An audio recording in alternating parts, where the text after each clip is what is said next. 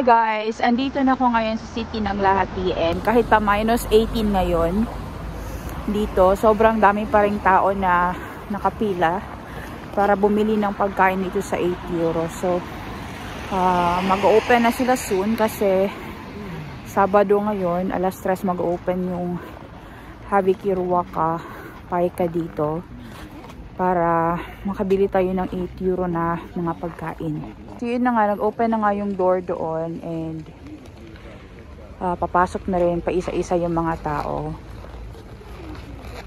Sobrang lamig guys. Ngayon lang ako nakapunta ulit dito kasi masama nga yung pakiramdam ko, and sobrang dami naming pagkain talaga sa bahay na kailangan naming ubusin. Tapos nung tiningnan ko yung freezer kahapon, konti na lang pala yung tinapay namin, kaya sabi ko I think this is the right time na dapat pumunta na kami dito. Hala, nag-change na pala yung price nila guys. Yung Toy Minta Tukini Maxo nila, or yung amount na babayaran mo is 10 euros na. But it's okay, hindi pa rin naman yun ganun kamahal, at marami ka rin talagang pwedeng mabili. Nag-increase na sila ng 2 euro. Yun o, nakalagay doon yung Toy Minta Tuki nila is 10 euros na. So goodbye 8 euro, hello 10 euro na pala tayo ngayon. Ako ngayon nasa huli sa pila kasi nga sakto sa oras kaya akong dumarating. But even though huli ako sa pila, it's okay. And pinasara nila yung door kasi nga minus 18 ngayon guys. Kailangan talaga naka-close yung mga pinto kasi bawal pumasok yung lamig sa loob ng mga building. Otherwise, magiging useless yung heater or yung heating system na nasa loob ng building. Meron pala silang aso dito. Sobrang laki ng kanilang aso. Malamig.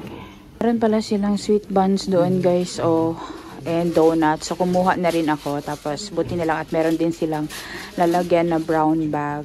May advantage din guys kapag nasa huli na sa pila, kasi usually kapag ikaw na yung nasa last, yung mga pagkain na natira, ipapaubusan nila yung sayo.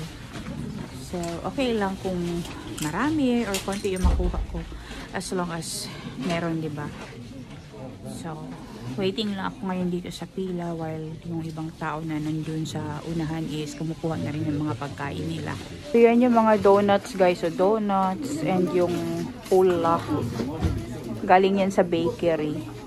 Kumuha na rin ako doon. Nandito na sa aking bag. So meron na kaming pangkape. Diba? But for sure doon sa loob marami pa yan. Saka sobrang dami nilang tinapay guys. Yung parang nila, pandesal nila dito. Pero hindi talaga siya pandesal. Iba talaga yung pandesal sa atin sa Pilipinas. Pero yung parang matabang nila na tinapay ba. Sobrang dami. Yan yung mga tinapay guys. Yan yung mga sandwiches na dumating daw yan. Nagkaka-bake lang daw yan kahapon. So we can take as much as we can dito sa mga tinapay na yan. Ninyo naman yan sobrang dami. Andun pa sa loob guys. Diba? So mamaya pagkalabas ko, kukuha ako dyan. So sobrang dami. Galing yan sa baba guys. Papunta dyan sa taas. Ayun sobrang punong-puno yan ng sandwiches na tinapay. Parang mamon ba sa atin? Ano ba tawag dyan? Basta tinapay guys. Kakabake lang daw yan kahapon. Tapos binigyan daw sila dito. Amazing diba? May mga bakeries na nagbibigay din talaga. Pero katsikahan ko nga yung andoon sa cashier nila. Sabihin ko na maganda na meron talagang ganitong place kasi sobrang daming pagkain na tinatapon dito sa Finland. Pero sabi niya kahit pa man na kinukuha nila and dire-recycle siya para ibenta dito, marami pa rin talagang mga pagkain ang natatapon, which is really true. Sobrang dami talagang pagkain ang natatapon dito sa Finland. Kung kayang buhatin guys ang bibigat, so magbabayad lang tapos? Oo, 10 euros po dun sa loob. Sa loob muna magbabayad? Oo, dyan. Meron bang cashier? May mga Filipino doon guys. Hindi nila alam paano bumili ng food dito. So, tinuruan ko muna sila. Si Nico is andito na. Lapit ka dito kasi I can't carry all this stuff. It's so heavy. Sobrang dami guys. As in 3 bags. Tapos, Yung sobrang donuts, binigay nila sa akin. Woo! Sobrang dami. Papakita ko sa inyo mamaya sa bahay. Mga Pinoy guys, taga dito din daw sila sa Lahati. First time yata nila dito na pumunta kasi hindi nila alam paano daw mamili ng pagkain dito. Pero yan na nga, dyan na si Nico, so kakarga na namin to sa car yung mga napamili namin. Sobrang dami. Guys, andito kami sa Castari sa kapatid ni Nico. Bibigyan ko sila ng tinapay and some of the mandarins kasi sobrang dami. Alam niyo ba, walang ilaw dito kasi nang titipid sila ng kuryente. So, dinalhan ko sila dito ng tinapay, guys. Ito siya. Kasi, para makakain din sila ng tinapay, diba? So, dalawang ganitong klaseng tinapay tapos yung ganito. Yung Ruislay pa. Tapos, dalawang bags din ng mandarin. And ito si Kapo. Sinusunod-sunod ang puwet ko. Kapo, isto. Isto. Huva. Nataso. Ay, samanat mahan. Mahan. Mahan. Huva. Uy. Ano ninapaya? Ay. Uy. Ano napi? Marsa. Tipid ng kuryente dito, guys. Kasi mahal, sobrang mahal ng kuryente. As in, sobra. Parang, wala na. This is also frozen, Heidi. Joo. Voi ei. No, maanantaina pitäisi tulla ihan jo vissi jopa pluskilla. Joo. Joo, mä oon kyllä niin kypsä tähän, kun ihan sama mitä teet, niin aina pitää alkaa siitä, että sulatat jonkun asian. Kaikki on jasa. Tää on kyllä ihan älytöntä tällainen Everything is frozen. Polttopuut vienyt, mutta mä en lähde lapioimaan vaikka sylillisen tuohon jalkatilaan tuolta korjaamolta. Oot sä näköjään tulia polttanut, kun uuni oli? Oon mä joo. Niin. Just tein kirjanpitoa, niin mulla oli no joulukoneet tuli vielä. Tatay dito ngayon sa Sale, guys, kasi meron akong gift card na 25 euros ito. So itong papel lang na to ang pambabayad natin. So bibili tayo ng ibang items na kailangan natin sa bahay. Itong gift card na to, guys, nakuha ko to doon sa S-Punky or sa S-Bank kasi nung lumipat kami dito sa countryside, pinalitan ko rin yung aking location ng bank. Dati kasi sa Helsinki yun. So ngayon, andito na siya sa Päijät-Häme na area talaga. Kaya nung nagpalit ako, binigyan nila ako ng 4 na gift card na lahat yon is total of ano pa yun, 100 euros or about 6,000 dyan sa atin sa Pinas. So, dalawang ganito na magagamit ko sa store. So, 50 euros para sa store. Yung 25 euros is para sa restaurant. Tapos, yung another 25 is para sa cosmetics. So, may pambili na tayo ng lipstick. Pero, unahin muna natin yung mga pagkain na kailangan namin sa bahay na hindi namin nabili doon sa 8 euros. So, bili lang ako ng juice. Tapos, yung dishwashing liquid. Tapos, sugar. Tapos, kailangan din namin ng eggs. So, 25 euro lang naman ito. I don't know how much na ito lahat. So, bibili ako ng butter, eggs, oil, yung chili, sweet chili na sauce para sa lumpia. Dalawang milk. May nabili naman ako ng milk dun sa 8 euro. Sa 10 euro na pala. Kaso lang, kailangan talaga namin ng maraming gatas kasi para kaming camel kung umirom talaga ng gatas, guys. So, I don't know if this is like worth 25 euros or not yet. But, kuha na lang siguro ako ng extra. Kapag sumobra man ako, yes, pwede naman siyang ibalik. Tsaka maliit naman tong store na to. Tsaka kilala ko naman yung mga andito din. Kaya, okay lang. So, nakapamili na ako, guys, ng mga kailangan sa bahay. And, it's so heavy. Mabigat. Nag-add pala ako ng extra 2 euros and 75 cents. Kasi sumobra ako doon sa budget na 25. Pero it's okay kasi 2 euros and 75 cents lang naman ang dinagdag ko. Hello guys, sobrang lamig sa loob ng bahay namin. Ito minus 19.4 sa labas. Sa loob ng bahay is 11.7. So, bago tayo na-haul natin doon sa Havikiruwaka, maglalagay muna kami ng firewood. Tapos kakain ng lunch kasi hindi pa pala kami kumain ng lunch. Sobrang tagal kasi namin nagising. Pero this is very cold guys. Fridge ang amuang balay karon kasi hindi kami naglagay ng heater nasa electricity kasi nga sobrang mahal ng electricity ngayong araw na to. Kaya nagtipid kami. Pero meron naman kami firewood. So yun ang gagamitin namin ngayon. And yun na nga. Gumagawa na kami ng apoy.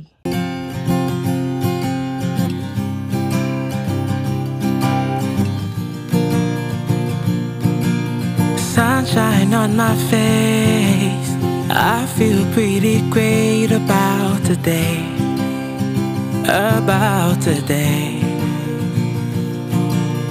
My bride, I'll be waiting at the altar.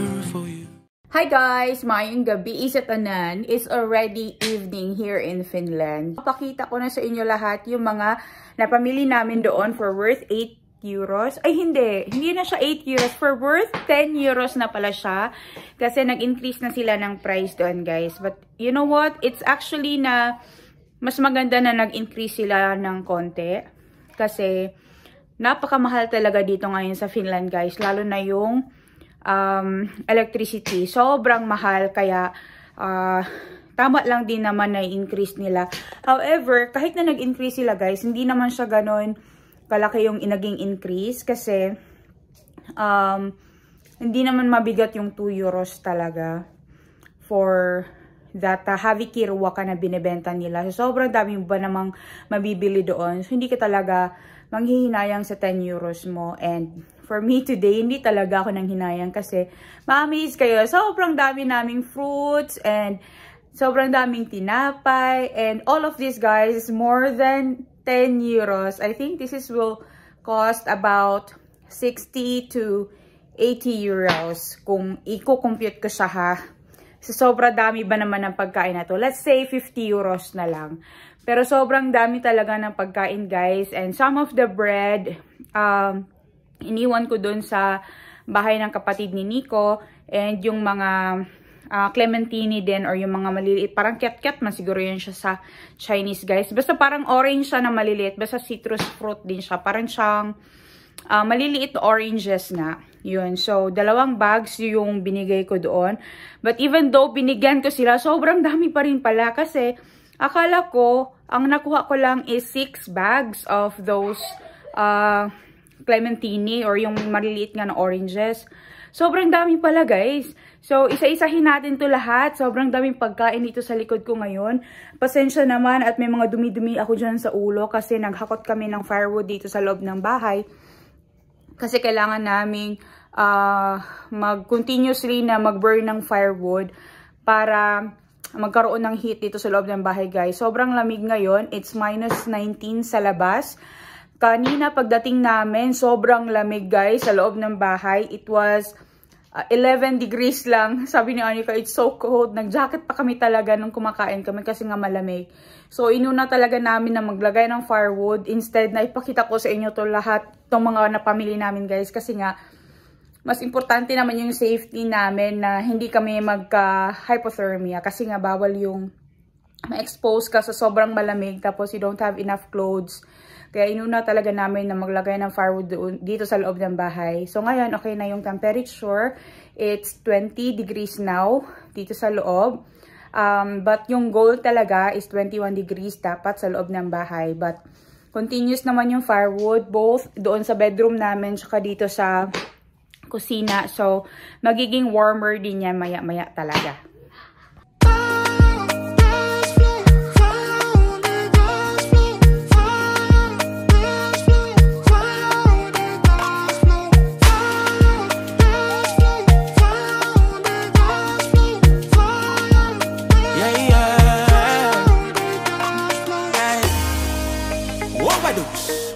Baby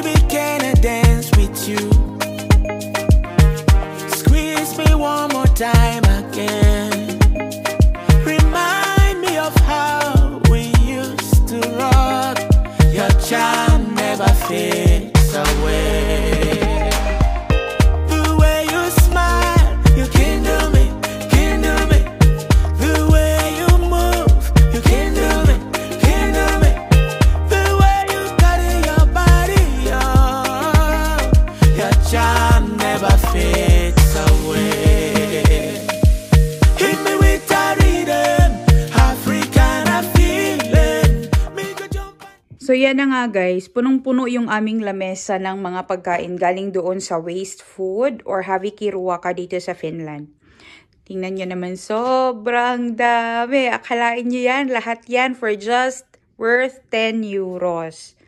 So isa-isahin natin guys, ano yung mga napamili namin. So yung main ano talaga is yung tinapay tsaka yung fruits. Yun naman kasi talaga madalas ang andoon. Meron din naman mga meat guys, but I think it was a limited today kasi nga konti lang yung kanilang meat products na andoon.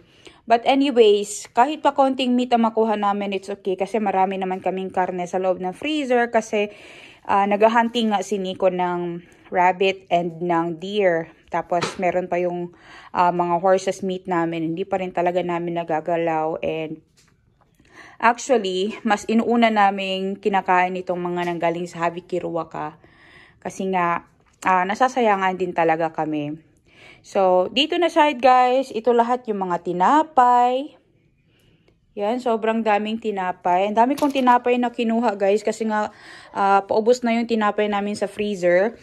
Tapos kumuha ako doon ng donuts. Ito siya guys, so doon pagpasok doon, yung pinakita ko kanina na dinala ng bakery. Kumuha na ako doon. Tapos nang palabas na ako, may naiwan pa, sabi niya, may naiwan pa doon sa box. Sabi nung doon ng mga pagkain na kunin ko na daw to, pwede ko naman daw ilagay sa freezer. Kaya hindi na ako makahindi sa kanya. Kinuha ko na lang talaga. Sabi niya, this was baked today. Donut siya guys, na meron siyang filling na raspberry or strawberry I think. Pwede siyang ilagay sa freezer naman. It was baked today sa bakery. Tapos dinala nga doon sa kanila para ipamigay. Diba, napaka-generous. And this is not really a Haviki Ruoka kasi ito, oversupply lang ito today. Haviki pa rin, diba? Or waste food. Kasi nga oversupply ito. Kaya binili ko na lang siya. Oversupply na ito ng pagkain. Kaya binigay nila doon sa Haviki na Ruoka. Doon sa pinagbibilhan nga ng Haviki Ruoka guys. Para makain din talaga siya. And napakasayang. Tapos meron ditong another kind of bread din. Sweet buns din ito siya. Kinuha ko para sa coffee namin. Tapos meron din doong Kinder Surprise. Ito egg surprise kay Anika to. And itong Marabou na chocolate. Na meron siyang lakrits. Yung yung maitim nila na candy guys na hindi ko gusto. For sure si Nico mag-enjoy dito. Hindi ko yan gusto guys. Hindi ko gusto yung lakrits nila. Tapos meron din ditong puro. Yan, puro pala ito guys. Or yung oatmeal ba. Yan, tapos meron siyang chocolate flavor. Tapos ito guys, yung mga tasty breads and pies.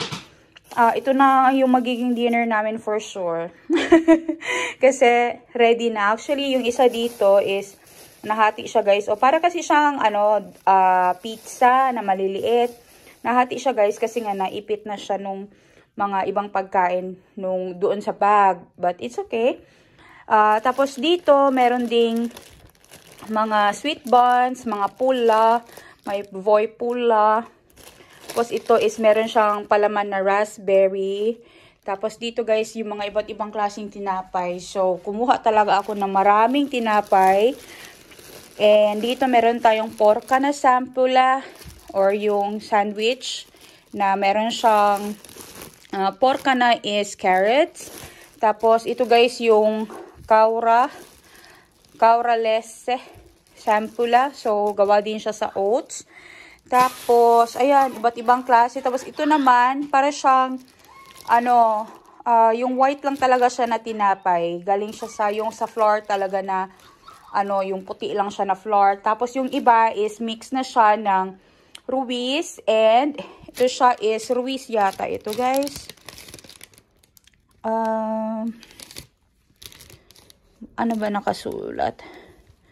Ay, hindi. Vehena pa rin pala siya. Pero, meron siyang gluten. Tapos, ito is gluteniton ito. Actually, pinutol ko yung isang, pinutol ko yung niya guys dito, oh. Kasi nga, nabasa siya nung yogurt. May isang yogurt na nabutas siya. Kaya, ayun, tinapon ko na kasi natapon din talaga yung laman niya, guys. So, dito yung mga iba't ibang klase pang tinapay. Ito siya para siyang pandesal sa atin sa Pilipinas. Pero ito siya, meron siyang seeds. Meron siyang seeds. Tapos ano pa ba? Ito, yung Ruiz na tinapay, yung parang flat lang siya na tinapay, guys. Yan. Actually, hindi pa ito expired. Kasi today is 6th of January. And ito siya is may expire on January 9. Pero andoon na siya sa Havi Kiruwaka. Sobrang dami nilang tinapay doon ngayon, guys. As in, sobrang dami. Kasi binigay ng bakery sa kanila. And yun nga, sabi pa nung doon, nagbabantay na pwede daw kumuha ng maraming tinapay kasi nga kakabake lang daw nun kahapon. Tapos sa sobrang dami daw, hindi na daw yun ma-distribute sa ibang stores. Kaya pwede daw kami kumuha as much as we can. Actually, pinipilit pa nga nila akong kumuha talaga. Pero ako naman is ayokong kumuha ng sobrang dami. Kasi nga, saan ko naman iso-store? Tapos, mabigat din talaga siya, guys. Hindi siya magkakasya sa car. Kasi nga, kailangan namin kumuha ng ibang kahoy doon sa Castari kanina. And nag-grocery din kami sa store doon sa Sale kanina para sa ibang items na hindi namin nabibili doon sa Havi Kiruwaka. So dito na side, guys, ito yung salad. Kumuha ako ng isang salad lang. Actually, pwedeng kumuha ng marami pero isa lang talaga yung kinuha ko. Tapos, meron ditong kali. Ito actually is a Christmas food. Liha kali latiko. And ito siya, guys, liha kali is yung, giniling na karne. Tapos, meron siyang, anong tawag na kanyang kali, guys? Ay, yung repolyo. Meron siyang repolyo. Yan. Tapos, meron siyang konting rice. Ito siya. Tapos, ito naman is maksa latiko. Yung maksa, guys, sa Finnish is, liver. Tapos, meron siyang rice din. Ito, gusto ito ni Nico. Pwede naman ito ilagay sa freezer ko pag hindi siya makakain agad-agad. Tapos, meron din akong nakuha doon na kali karole. And, same ito nang ginawa ko last time, guys. Yung repolyo. Yung ginamit ko na pang-wrap sa karne na merong rice. Yan siya. So, tingnan nyo naman to. $3.98 ito. Diba? Tapos, nasa Havi Kiruwaka na siya. But, actually, it's okay na tinapon nila kasi kami naman makikinabang, diba? Tapos, ito guys, meron din akong nabili doon na ulko filet. Or yung karne ng baboy. Yan. O, diba? Ito talaga siguro yung pinaka-jackpot ko. Kasi, karne. Mahal din yung ganito, guys, sa Finland. Mga about 6 euros siguro ito. I can't remember. Kasi hindi ako bumibili ng maliliit na ganito, guys. Yung malalaki ang binibili ko doon sa Heino. Tapos, nilalagay ko lang siya sa freezer. Kasi mas mura kapag bumili ng mas maramihan kesa sa ganito na paliit-liit nga siya na slice, guys. Pero, okay na rin to, ha? Sobrang laking tipid ito sa amin. Makakagawa ko ng adobo nito. Diba? Tapos, kumuha din ako doon ng silmo salati. Yan siya. Tapos, itong mga, tawag nito, paprika. Tapos, actually, pwedeng kumuha ng sobrang daming kamatis. Pero, sobrang bigat talaga guys, hindi na ako makakuha. So, ito lang ang kinuha ko para pang namin sa salad namin. Tapos, ito siya guys. Napunta na siya sa Havi Kiruwaka kasi yung ibang andoon sa loob is, ayun kumulubot na siya. But actually, okay pa naman yan. Pero ganun talaga. Iba yung standard nila. Kaya, tatapon na yung pagkain. So, kumuha lang ako doon ng 3 paprika. Actually, pwede kumuha ng 6 pieces ng paprika, pero 3 lang talaga ang kinuha ko. Tapos, kumuha din ako ng mga oranges doon. So, ito siya guys. I think, i-juice ko ito kasama ng mga apples. Ito siya. Tapos, sobrang daming clementine, guys. Ito yun, oh, yung clementine. Sobrang dami, guys. As in, alam niyo ba na 13 packs pala ang nakuha ko nito. 2 bag is dinala namin doon sa Castery, doon sa kapatid ni Nico. So, 11 na lang itong andito sa amin. But, I think it will finish really soon kasi si Anika, napakatakaw talaga ng clementine na gustong-gusto niya talaga yung mga ganitong klaseng prutas kasi parang kiat-kiat man ito talaga sa atin. Alam niyo ba ang reason bakit ito nasa Havi Kiruwaka? Because meron lang isa sa isang malaking kahon na may sira. Meron ako nakita dito kanina eh. Kasi guys, ito yung mga fruits na andoon siya sa malaking box kanina, guys. Ay, ayun no. Yung isa doon is nasira na siya, guys. Ayun, kita nyo ba? Basta ayun o. Yan o. Nasira na si auntie o. Yan o. Dahil because of that, ayan. Nasa Havi Kiruwaka na itong lahat ng clementine. Napakalaking box ng clementine ito kanina, guys. But because there were some of them na nasira na nga yung isang piraso sa loob ng isang bag ng ganito. Alam nyo naman, sobrang dami niya, no? Diba? Nung New Year, guys, hindi kami namili ng fruits talaga. Kasi nga, we were having a hard time talaga. And wala talaga kami sa mood. Kaya, this is a blessing for us. Hindi naman importante na sa New Year, dapat meron kang 12 fruits, diba? Or 13 ba yan? I don't know. Hindi kasi ako masyadong traditional sa mga ganyang bagay, guys. Hindi ako naniniwala. But yeah, this is so amazing na sobrang daming bilog ngayon dito sa harap namin. 'Di ba? Sobrang dami talagang pagkain. Meron din pala kaming nakuha doon na lawantay makara. Ayan o, yung para sa sandwich. O 'di ba? Meron na kaming pampalaman talaga sa sandwich namin. Maraming sandwiches, may pangpalaman. So na. Tapos dito na side, guys, yung mga apples. So, ito mga apples, guys, okay pa naman siya. Yung iba is nalamog lang siya na ganyan, no? But, it's okay kasi i-juice naman namin yan. Tapos, kumuha din pala ako doon ng, ano ba to? Team Yummy. Yan, masarap ito sa pasta. And, itong, basil. Yung basil, guys, yan o, nasira na siya. Nasunog siya, guys, sa sobrang lamig. Yan o, mabilis kasi basta mga ganitong klaseng herbs, pag nalamigan talaga sila masisira agad-agad. But it's okay. There are still some of them that are good na pwede pa namang magamit. Pero actually kanina, nung kinuha ko to, hindi pa ganito yung itsura niya. Pero nga sa sobrang lamig sa labas, minus 19 kanina. Actually doon sa Lahati, it was minus 18. Pero alam nyo ngayon, kanina minus 19. Pero ngayon tingnan nyo. Ngayon guys, it's minus 21.38 and 19.2 degrees Celsius sa loob ng bahay. Sa labas is minus 21.3. Pababa ng pababa talaga ang temperature. Kanina, 20 na itong aming temperature sa loob ng bahay. Ngayon, bumaba na siya ng 19.2 dahil sa sobrang lamig sa labas. But it's okay kasi continuous naman yung paglalagay namin ng firewood doon sa aming fireplace. Di baling malamig sa labas, guys. Basta sa loob ng bahay, marami tayong masisitsa. So, kumuha din pala ako doon ng 2 milk. Isang, ano ba to?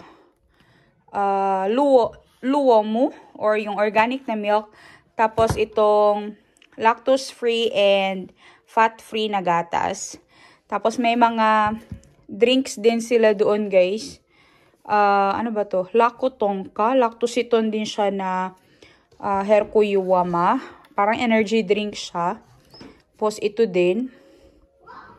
Very low calorie diet. Oh, char. Calorie diet ka, day. Tapos, guys, nakakuha din pala ako doon ng blueberries.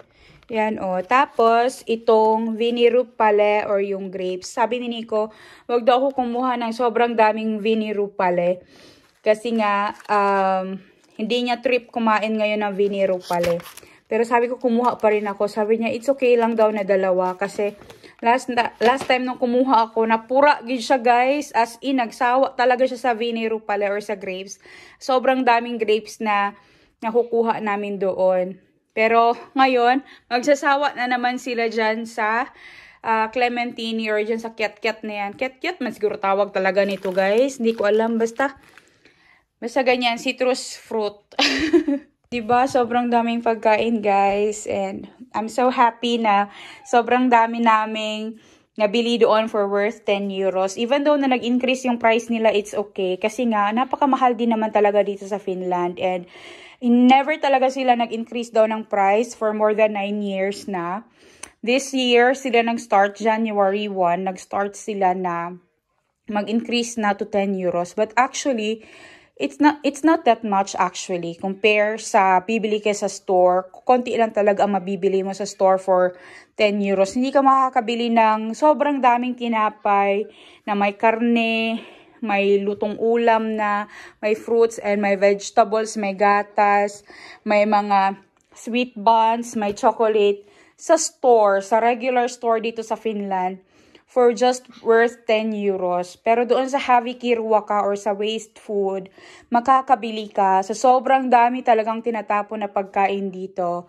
And we are just so blessed na merong ganyang place. And I hope sa ibang lugar din, yung mga Pilipino na andito sa Finland, na puntahan din talaga nila and bumili sila kasi it will be a great help. Hindi din naman para sa bulsa natin. Para din sa, malaking help siya guys sa bulsa natin and para sa environment din natin. Kasi, ang lahat ng to itatapon lang. Isipin nyo na lang yung mga farmers, yung mga taong nag-bake ng mga goods na yan. Tapos itatapon lang yung pagkain, diba? Napakasayang talaga. Nakalimutan pala akong ilagay guys. Ito yung tzatziki or yung yogurt, ano siya, yogurt dip. Ito, hindi ko siya nalagay kasi hinugasan ko to kasi nagka-yogurt siya kanina guys. Kasi yung isang ganito nga ng Actimel, nabutas yun dito sa taas niya. Tapos, ayun na, umawas na lahat yung laman niya guys and nadumihan yung ibang mga goods. Kaya hinugasan ko. Sobrang daming pagkain guys, no? And sobrang happy ko talaga. Alam nyo ba, kanina nung pumasok ako, sabi ko dun sa nagbabantay sa cashier na natutuwa ako kasi na meron kayong Hävikirruoka. Even though nag-increase yung price nyo ng 10 euros, it's actually okay. Tapos sinanong ko siya guys, how much yung rent nila doon sa place na yun? Kasi hindi yun libre. Hindi sila libre na nagpupunta lang doon, tapos libre yung kuryente, libre yung tubig, yung place, hindi yun libre guys. They need to pay. Alam nyo ba, yung rent pala nila doon is 2,700 euros per month. Plus electricity, plus yung water, plus taxes pa. Kasi nga, sa may nakukuha sila na pera dito, sa pagbebenta nila ng Hävikirruoka. Plus, yung gasolina pa nila guys, yung maintenance ng sasakyan nila guys, kapag naghahakot sila, nagpipick up sila ng mga pagkain, of course, gagamit sila doon ng sasakyan. So, hindi rin siya basta-basta talaga, but it's actually okay na 10 euros, kasi nga, sobrang mahal din talaga ngayon dito sa Finland guys. Actually, yung last year na Pasko, 2023, na Pasko and New Year celebration, doon ko talaga na feel na grabe, sobrang mahal talaga ng mga bilihin. And we try to make things talaga na very simple. Actually, kumuha kami ng Christmas tree, pero sabi ko kay Nico na wag tayo mag-decorate ng Christmas tree na lagyan ng Christmas lights and all. We'll try to save electricity kasi nga napakamahal talaga ngayon. Kahapon, yung electricity per kilowatt hour yata yun is parang 2 euros. So, yung ilang kilowatts ang magagamit namin everyday times 2 euros yung lahat guys. So, napakalaki nun and start pa lang ng buwan. So, mahaba-haba pa ang winter kaya kailangan talaga namin magtipid lalo na sa electricity. Kaya minsan naiisip ko na buti pa sa Pilipinas, no, kasi hindi kailangan magbayad ng sobrang laking electricity bills for heating kasi nga mainit naman na sa atin sa Philippines. Pero dito guys, wala kasi talagang option kasi kapag lumabas kami, malamig guys. Kapag nasa loob naman, malamig din. So kailangan mo talaga ng heating system or kaya magkaroon ka ng firewood. Tapos yung firewood, is hindi naman yan siya libre. Kailangan mo rin yan bilihin. We're just so blessed na yung lola na may-ari nitong bahay, guys, yung mga firewood niya is binigay niya sa amin. So malaking savings na rin yan sa amin this year. And we are very thankful for whatever things that we can get na for a cheaper price or makasave kami, guys, kasi napakalaking tulong dun sa amin. Kasi nga, si Nico, hindi naman siya nag-income every month like me. Kasi nga, yung kanyang sahod is twice a year lang yan. So, whatever money na na-saved niya, yun lang din yung itatry niyang igamitin para sa next na naman niya na sweldo. Kasi nga, yung kahoy, pag naputol niya yung kahoy sa forest, natabunan na yun ngayon, guys, ng snow. So, by springtime pa yun, mapupull out ni Nico sa forest. Tapos, mabibenta niya sa mga factories or gawin niyang firewood. So, ganun siya. Hindi siya madali. I just hope na, magkaroon ako ng chance dito din sa YouTube that I will have more subscribers, I will have more viewers, but it's just that I don't feel na YouTube is really for me, but I'm just trying to, though, na gumawa na videos for some of you who are really waiting. And I really apologize na hindi ko siya magawa everyday. Hindi kagaya sa iba na they have post everyday, 3 times a week, ganyan. Kasi I have my own work and mas importante yun sa akin. Kasi nga dun kami kumukuha talaga ng income namin. And sa YouTube naman, hindi naman siya monthly talaga na meron akong sahod. Yung last time na nakabili kami ng, tawag nito, yung bio waste namin na basurahan, yun talaga, guys, sobrang happy namin kasi nakabili kami ng something that will remind us of you. And that garbage bin na para sa aming bio waste is a big help for us kasi nakakatulong talaga siya, guys, for our basura. Kasi nga, yung basura din dito is kailangan namin siyang bayaran. That's why we are so thankful. But anyways, I will really try my best to post as much as I can and share as much as I can about our lives here in the Finland, especially dito sa countryside. And I hope you keep on commenting to our video, guys. We really love replying and reading all your comments. Thank you so much, guys, for watching. I hope you like, share, and subscribe to our video. I will see you on the next one. Hey, hey! Yung tayo ng yogurt, guys. Galing ito sa Habitiro Waka. Sarap ng patapo na pagkain. Everything go break it. Everything go break it.